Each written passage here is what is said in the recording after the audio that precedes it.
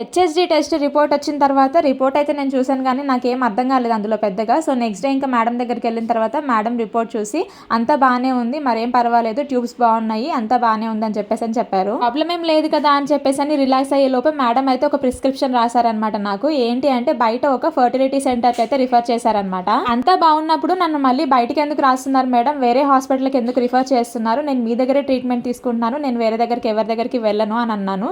కానీ మేడం నాకు అప్పుడు ఒకటే ఆన్సర్ ఇచ్చారు, ఇక్కడ ఏంటి ఇష్యూ అనేది పెద్దగా అర్థం కావట్లేదు, ట్యూబ్స్ బాగున్నాయి, టాబ్లెట్స్ పెట్టినా రిజల్ట్ లేదు, ఇంజెక్షన్స్ యూజ్ చేసినా రిజల్ట్ లేదు, సో ఒకసారి ఐఓఐ చేస్తే బెటర్ ఏమో, ఐఓఐ ఆప్షన్ అయితే బెటర్ ఉంటుంది, ఎన్నిసార్లు అని ఇలా టాబ్లెట్స్ ఇంజెక్షన్స్ వాడతాము, ఒకసారి ఐఓఐ చేయించుకుంటే మంచిది కదా, ఒకసారి వెళ్ళి కలవండి అన్నారు. బయట ఫర్టిలిటీ సెంటర్కి రిఫర్ చేసి ఐఓఐ ప్రాసెస్ చేయించుకోండి అనేసరికి ఇంకా నాకు ప్రాణాలు పోయినంత పని అయింది. అసలు నిజంగా అంత భయపడ్డాను. చిన్న చిన్న ట్రీట్మెంట్ లాంటివి అంటే ఓకే, కానీ ఐఓఐలు ఐవీఎఫ్లు అని అంటే మనం మిడిల్ క్లాస్ వాళ్ళం ఎక్కడ తట్టుకుంటాం చెప్పండి, అవన్నీ మనతో అయ్యే పనేనా. ఐఓఐ చేసుకోమని రిఫర్ చేసినప్పటికీ కూడా నేను మళ్ళీ బ్రతిమలాడుతూనే ఉంటున్నాను మేడంని, వద్దు మేడం నేను బయటికి ఎక్కడికి వెళ్ళను, అక్కడ ఏ డాక్టర్స్ ఎలా ఉంటారో నాకు తెలియదు, నేను నమ్మకంగా మీ దగ్గరికి వచ్చాను, మీరే నాకు ట్రీట్మెంట్ చేయండి, మీ దగ్గరే నేను ట్రీట్మెంట్ తీసుకుంటాను అని. కానీ మేడం అయితే ఇంకా అసలు ఒప్పుకోలేదు, ఇక్కడ అవన్నీ మనకు ఫెసిలిటీస్ ఉండవు, బయట ఫర్టిలిటీ సెంటర్స్ లో అయితేనే ఐఓఐ చేస్తారు, నువ్వు ఒకసారి వెళ్ళి కలువు ముందు, ఎందుకు ఇప్పుడే భయపడుతున్నావు అనేసరికి ఇంకా మేమైతే హాస్పిటల్ నుంచి అయితే ఇంటికి వచ్చేసాము. Continuation next video.